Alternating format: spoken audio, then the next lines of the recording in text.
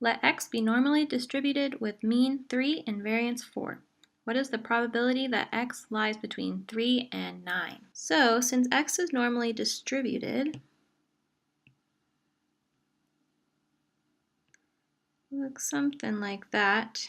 So we're trying to find the probability, that's 3 and that's 9, that X falls somewhere in here.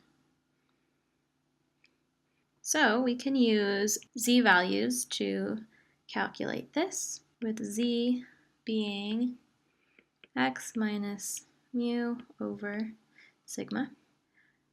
So our sample mean is 3, we'll call it mu, and then our variance is 4, which means our sigma, our standard deviation, is 2.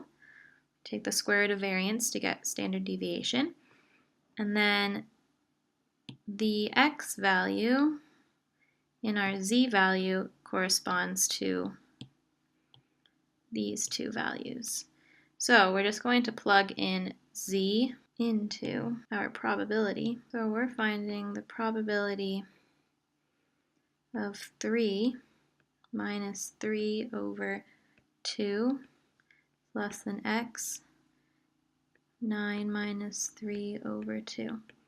So when we're doing this z value, we're standardizing it because our mean and variance are 3 and 4, when usually it's centered at 0 and 1. So we're recentering it. Now we're finding the probability of 0 less than x is less than 3. Now we can use the z-values. That's the same as phi of 3 minus phi of 0. Then to get what these values are, you can use a z table, or if you're using Python, you can do